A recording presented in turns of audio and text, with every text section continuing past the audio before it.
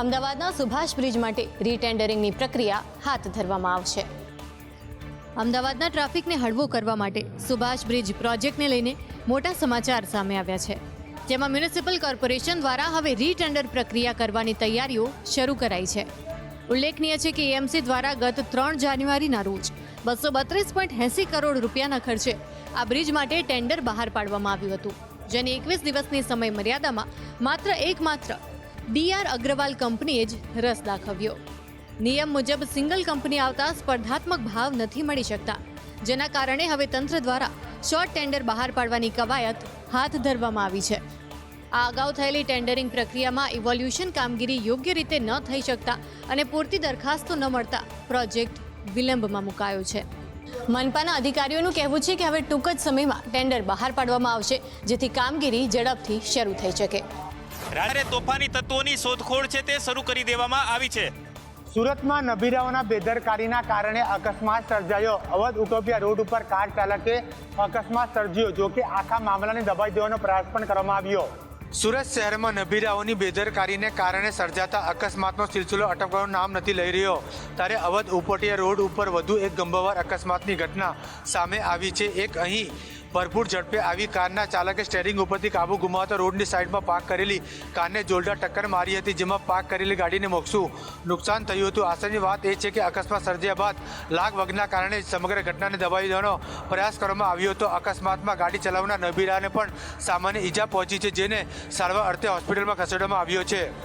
સ્થાનિકોનો આક્ષેપ છે કે રાત્રિ દરમિયાન આ વિસ્તારમાં નબીરાઓ ગાડીની રેસ લગાવતા હોય છે, જેથી નિર્દોષ લોકોના જીવ જોખમમાં મુકાય છે।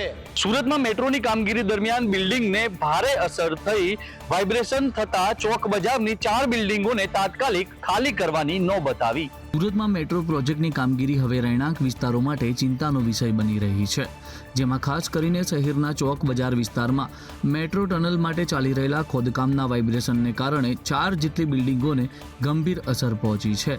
ટનલ બોરિંગ મશીનના કારણે થયેલા જોરદાર કંપનથી ઇમારતોમાં તિરાડો પડવાની અને નમી જવાની ભીતિ સેવાતા તંત્રએ સાવચેતીના ભાગરૂપે તાત્કાલિક આ બિલ્ડિંગો ખાલી કરાવી દીધી છે। ઘટનાની ગંભીરતાને જોતા તંત્ર દ્વારા જોખમી બિલ્ડિંગોની નીચે લોખંડના ટેકા મારી તેને સ્થિર કરવાનો પ્રયાસ કરવામાં આવી રહ્યો છે।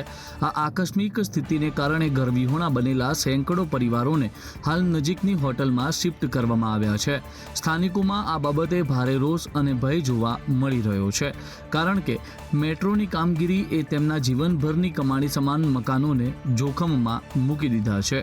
મેટ્રોના અધિકારીઓ અને મહાનગરપાલિકાની ટીમ અત્યારે સ્થળ પર તૈનાત છે।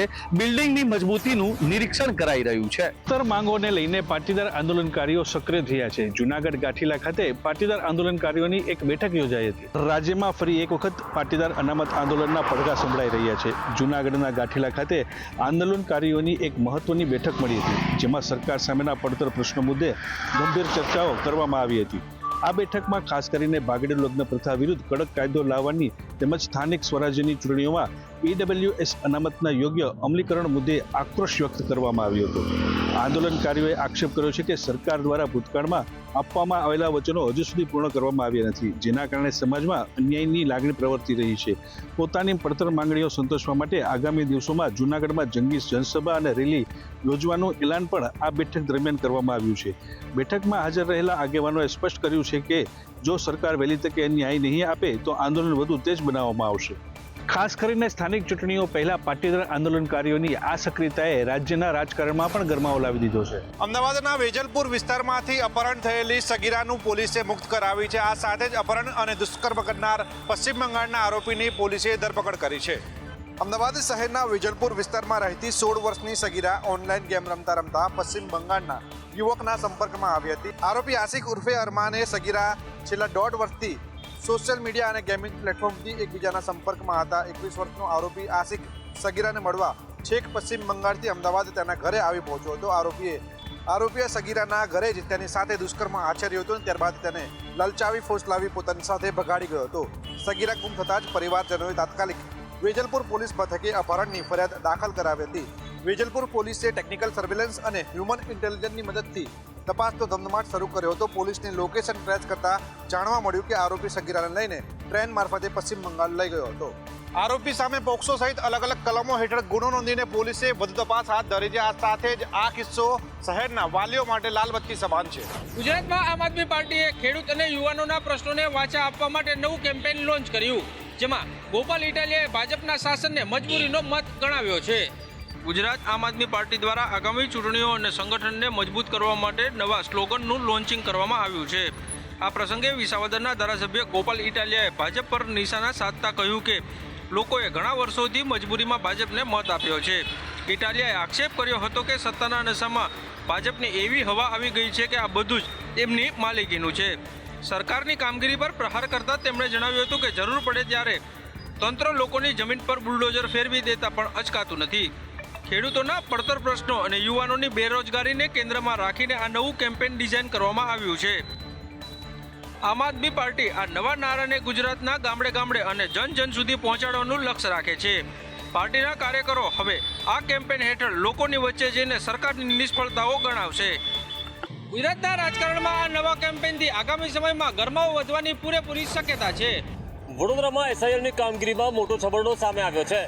ભાજપના જ સક્રિય કાર્યકરોના નામે સેંકડો વાંધા અરજીઓ દાખલ થતા તંત્ર દોડતું થયું. વડોદરામાં એસઆઈઆરની કામગીરી હવે વહીવટી તંત્ર અને સ્થાનિક નેતાઓ માટે માથાનો દુખાવો બની રહી છે, કારણ કે ભાજપના જ કાર્યકરોના નામે ખોટી રીતે વાંધા અરજીઓ સબમિટ કરવામાં આવી હોવાનું સામે આવ્યું છે. આશ્ચર્યજનક બાબત એ છે કે મહેશ રાણાના નામે 300થી વધુ અને હિતેશ સાગઠિયાના નામે 30થી વધુ વાંધા અરજીઓ કરવામાં આવી છે, પરંતુ બંને કાર્યકરોએ આવી કોઈ પણ અરજી કરી હોવાનો સ્પષ્ટ ઇનકાર કર્યો છે. આ મામલે હિતેશ સાગઠિયાએ ખુલાસો કરતા કહ્યું કે તેઓએ કોઈ પણ પ્રકારની વાંધા અરજી કરી નથી અને કોઈ અજાણ્યા શખ્સોએ તેમના નામે આ ખેલ ખેલ્યો છે. આટલી મોટી છેતરપિંડી હોવા છતાં પોલીસ પણ આ મામલે ફરિયાદ નોંધવા તૈયાર નથી. પોતાની ઓળખ અને સહીનો ખોટો ઉપયોગ થતા ભાજપના કાર્યકરોમાં રોષ જોવા મળી રહ્યો છે અને ન્યાય મેળવવા માટે હવે આ મામલો કલેક્ટર સુધી પહોંચ્યો છે. જૂનાગઢમાં અશ્વમાં ગ્લેન્ડર્સ નામનો ગંભીર રોગ જોવા મળતા આરોગ્ય વિભાગ દોડતું થયું છે. આસપાસના એરિયામાં ચેકિંગ કરવામાં આવ્યું હતું. જૂનાગઢ શહેરમાં ઘોડામાં ગ્લેન્ડર્સ રોગ નામના કેસ સામે આવતા પશુપાલન વિભાગ સતર્ક બન્યું છે. અશ્વમાં ગ્લેન્ડર્સ રોગના લક્ષણો સામે આવતા તેના સેમ્પલ પરીક્ષણ માટે વાયરોલોજી લેબમાં મોકલવામાં આવ્યા છે, જેનું પરિણામ સામે આવતા ઘોડામાં ગ્લેન્ડર્સ રોગની પુષ્ટિ થઈ છે. તે ઘોડાનું 31 ડિસેમ્બર 2025 મોત નીપજ્યું હતું. ગ્લેન્ડર્સ બેક્ટેરિયાથી ફેલાતો ગંભીર રોગ છે, જે માત્ર ઘોડાઓ માટે જ નહીં પરંતુ માણસો માટે પણ જોખમી છે. આ રોગ એક ઝૂનેટિક રોગ હોવાથી તે પશુઓમાંથી મનુષ્યમાં ફેલાવાની સંભાવના પણ હોય છે. વિભાગ અસરગ્રસ્ત વિસ્તારોના 10 કિલોમીટરના તમામ અશ્વનું સઘન સર્વેલન્સ હાથ ધર્યું છે. છેલ્લા 4 મહિનાથી આ પરિવારો ભાડાના મકાનમાં અથવા રસ્તા ઉપર રહેવા પર મજબૂર બન્યા છે, જેના કારણે તેમની આર્થિક અને સામાજિક સ્થિતિ પર સીધી અસર પહોંચી છે. વડોદરામાં પોતાનું ઘર હોવાનું સ્વપ્ન સેવતા મધ્યમ વર્ગીય પરિવારો હવે રસ્તા પર આવવાની નોબત આવતા વિરોધના માર્ગે વળ્યા છે, જેમાં ખાસ કરીને ગોરવા વિસ્તારમાં 4 મહિના અગાઉ મકાનો તોડી પાડવામાં આવ્યા હોવાથી 250 જેટલા પરિવારો ભારે હાલાકીનો સામનો કરી રહ્યા છે. આ પરિવારોએ આજે એફોર્ડેબલ હાઉસિંગ કચેરીએ એકઠા થઈ પૂઠાના પ્રતિકાત્મક ઘર બનાવીને તંત્રની ઢીલી કામગીરી સામે અનોખી રીતે વિરોધ વ્યક્ત કર્યો હતો. આંદોલનકારીઓનું કહેવું છે કે દરેક લાભાર્થીએ આવાસ માટે 5000 રૂપિયાની ડિપોઝિટ પણ ભરી દીધી છે, છતાં તેમને હજુ સુધી મકાનો ફાળવવામાં આવ્યા નથી. એક તરફ સરકારી આવાસો તૈયાર હોવા છતાં અને ખાલી પડ્યા હોવા છતાં ગરીબ પરિવારોને તેમાં આશરો આપવામાં આવતો નથી તેવા ગંભીર આક્ષેપો પણ અગ્રણીઓ દ્વારા કરવામાં આવ્યો છે. વડોદરાના ગોરવા વિસ્તારમાં મકાનો તોડી પાડ્યા બાદ નવા મકાનો નહીં ફાળવતા સેંકડો પરિવારોએ એફોર્ડેબલ હાઉસિંગ કચેરી ખાતે પહોંચી પૂઠાના ઘર બનાવી વિરોધ કર્યો હતો. સુરતના તડકેશ્વરમાં ધરાશય થયેલી પાણીની ટાંકી મુદ્દે પોલીસે ચાર્ટર્ડ એકાઉન્ટન્ટની નિમણૂક કરી છે. હવે ફાઇનાન્શિયલ ફ્રોડ અંગે પણ તપાસ કરવામાં આવશે. સુરતના તડકેશ્વરમાં નિર્માણાધીન પાણીની ટાંકી ધરાશય થવાના કેસમાં હવે પોલીસ પ્રશાસન એક્શન મોડમાં આવી ગયું છે, જેમાં ભ્રષ્ટાચાર અને આર્થિક ગેરરીતિઓને ખુલ્લી પાડવા માટે ચાર્ટર્ડ એકાઉન્ટન્ટની વિશેષ નિમણૂક કરવામાં આવી છે. પોલીસને આશંકા છે કે આ પ્રોજેક્ટમાં મોટા પાયે નાણાકીય હેરાફેરી થઈ હોઈ શકે છે, જેને પગલે હવે ટેન્ડર પ્રક્રિયાને લઈને ખર્ચ સુધીના તમામ વ્યવહારોની ઊંડી તપાસ કરવામાં આવશે. તપાસ દરમિયાન સામે આવે છે કે આરોપી કોન્ટ્રાક્ટરે સુરતના સાઉથ ઝોનમાં જ આવી અન્ય 13 પાણીની ટાંકીઓનું નિર્માણ પણ કર્યું છે, જેના કારણે હવે આ તમામ ટાંકીઓની ગુણવત્તા અને તેમાં થયેલા ખર્ચમાં સામે પણ પ્રશ્નાર્થ ચિહ્નો ઊભા થઈ ગયા છે. જિલ્લા પોલીસ વડાના જણાવ્યા મુજબ સીએની મદદથી આરોપીના બેંક એકાઉન્ટ્સ અને સરકારી ભંડોળના વપરાશની ઝીણવટભરી તપાસ કરવામાં આવશે, જેથી ભ્રષ્ટાચારના પુરાવા એકત્રિત કરી શકાય. સુરત પોલીસની તપાસમાં સરકારી તિજોરીને નુકસાન પહોંચાડનાર અને ગુણવત્તાસભર કામ ન કરનાર મોટા માથાઓના નામ પણ નીકળી શકે. પ્રદર્શન કર્યું. શહેરના દાણીલીમડા વિસ્તારમાં નવા બનેલા રોડને તોડવાની કામગીરી શરૂ કરી. અમદાવાદ મ્યુનિસિપલ કોર્પોરેશન ફરી એક વખત તેની વિચિત્ર કામગીરીને કારણે વિવાદમાં આવ્યું છે, જેમાં શહેરના દાણીલીમડા વિસ્તારમાં હજુ હમણાં જ બનાવેલા નવા રોડને તોડવાની કામગીરી શરૂ કરવામાં આવી છે.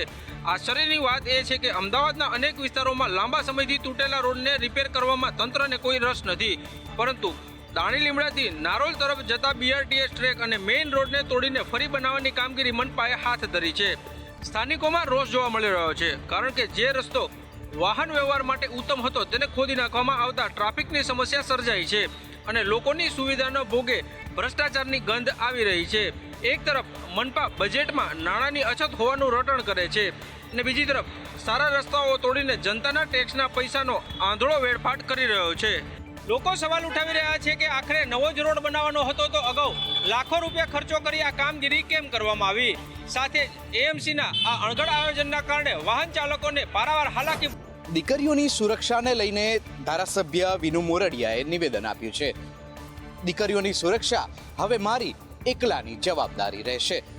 સુરતના વાટલિયા પ્રજાપતિ સમાજ દ્વારા આયોજિત સમૂહલગ્ન સમારોહમાં હાજરી આપવા પહોંચેલા ધારાસભ્ય વિનુ મોરડિયાએ દીકરીઓની સુરક્ષા મુદ્દે અત્યંત આક્રમક નિવેદન આપ્યું. તેમણે જાહેર મંચ પરથી કહ્યું કે કોઈ પણ સમાજની દીકરી હોય તેની સુરક્ષાની જવાબદારી તેઓ પોતે સ્વીકારે છે અને કતારગામમાંથી અસામાજિક તત્વોની તમામ ગેંગનો સફાયો કરવામાં આવશે. ધારાસભ્યએ લુખ્ખા તત્વોને ચેતવણી આપતા કહ્યું કે દીકરીઓને હેરાન કરનારાઓને વગર FIR શિક્ષા કરવામાં આવશે અને આવા તત્વોને 24 કલાકમાં જેલના સળિયા પાછળ ધકેલવાની જવાબદારી તેઓ લે છે. ખાસ વાત એ છે કે તેમણે પોતાના અંગત માણસોને પણ ન છોડવાની ખાતરી આપતા કહ્યું કે જો મારો કોઈ નજીકનો વ્યક્તિ પણ ગુનો કરશે તો હું તેને બચાવવા નહીં રહું. વિનુ મોરડિયાએ સ્પષ્ટ કર્યું હતું કે દીકરીઓની સુરક્ષા એ તેમની પ્રથમ પ્રાથમિકતા છે અને તે માટે તેઓ કોઈ પણ બાંધછોડ કરવા તૈયાર નથી. સુરતના કતારગામ વિસ્તારમાં અસામાજિક તત્વોમાં આ નિવેદન બાદ ફફડાટ